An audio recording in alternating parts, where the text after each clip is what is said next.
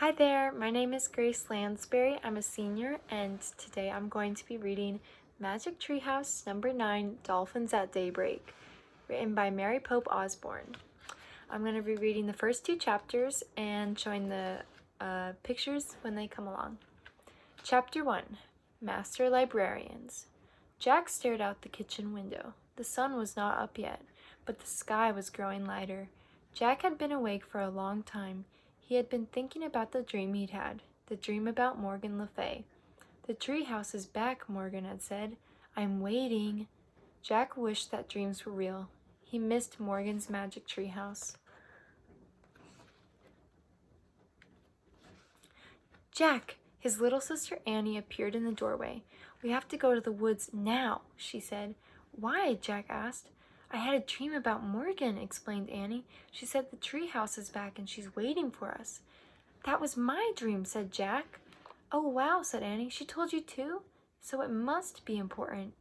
"But dreams aren't real," said Jack. "Some dreams aren't, but this one is," said Annie. "I can just feel it." She opened the back door. "I'll see you later." Wait, I'm coming," said Jack. He raced up the stairs. Having the same dream must mean something, he thought.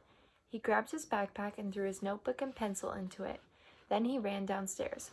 "We'll be back soon, Mom," Jack called into the living room. "Where are you going so early?" his dad called. "Just for a quick walk," said Jack.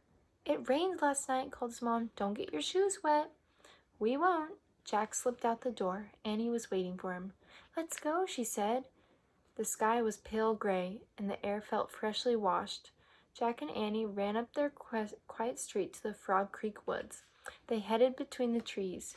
Soon they came to the tallest oak in the woods. There was a wooden house high in the treetop. "It is back," whispered Jack.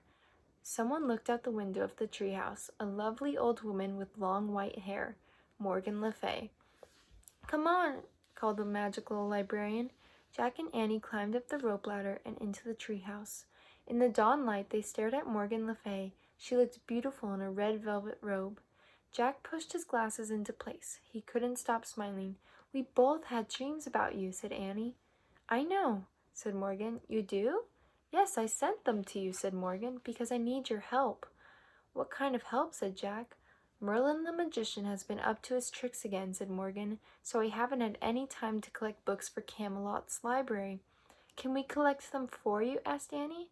"Yes, but in order to gather books through time, you must be Master Librarian," said Morgan. "Oh well," Annie said sadly. "But you can become Master Librarian," said Morgan, "if you pass the test." "Really?" said Annie. "What kind of test?" Jack asked.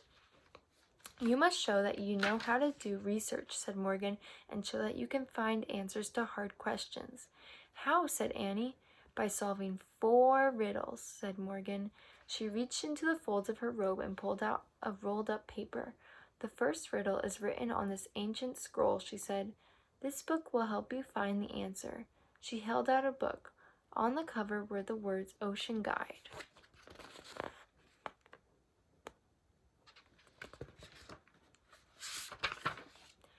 "This is where you have to go," said Morgan.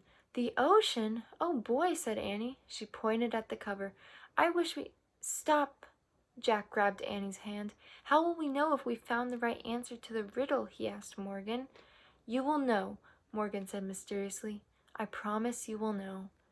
Jack let go of Annie's hand. She pointed again at the cover and finished her wish. "I wish we could go there." The wind started to blow. "Are you coming with us, Morgan?" Jack said. Before Morgan could answer, the treehouse started to spin, and Jack squeezed his eyes shut. The treehouse spun faster and faster, and then everything was still. Absolutely still. Jack opened his eyes. Morgan Le Fay was gone. Only the ancient scroll and the ocean book were left in her place. Chapter 2, The Reef. A breeze blew through the window. Seagulls cried. Waves lapped the shore. Annie picked up the riddle scroll. She unrolled it. Together she and Jack read the riddle.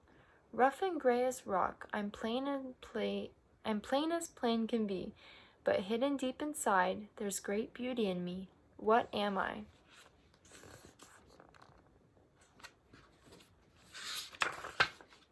"Let's go find the answer," said Annie. She and Jack looked out the window. The tree house wasn't in a tree, it was on the ground. Why is the ground pink? Said Jack. I don't know, said Annie, but I'm going out there. I'm going to do a little research first, said Jack. Annie climbed out of the treehouse. Jack picked up the ocean book and flipped through it. He found a picture of a pink island surrounded by water. He read, "This is a coral reef. Corals are tiny sea animals. After they die, their skeletons remain. Over time, the reef builds up from stacks of coral skeletons." "Oh man, tiny skeletons," said Jack.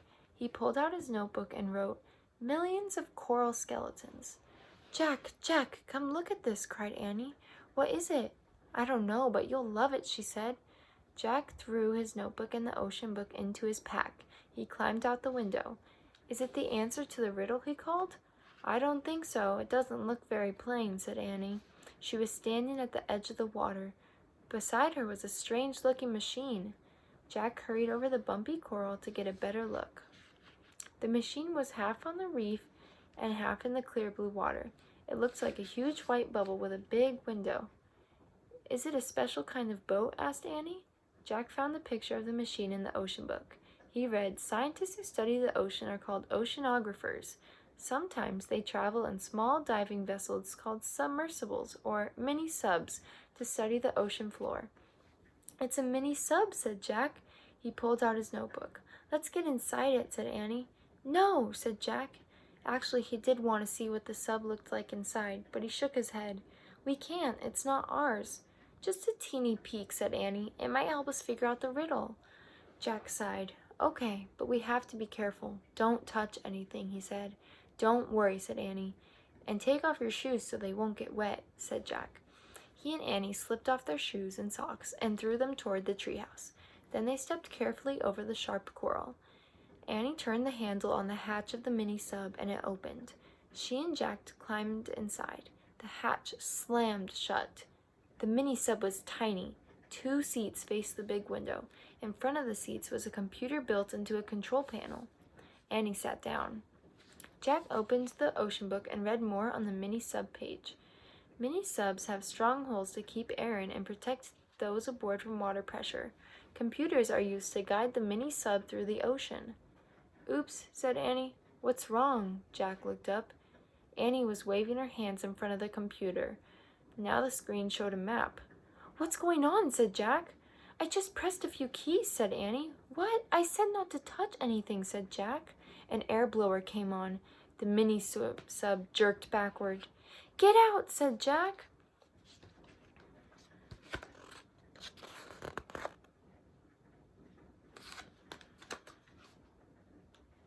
He and Annie scrambled for the hatch. Jack grabbed their handle, but they were too late. The mini-sub slid off the reef, and then it drove silently down into the deep.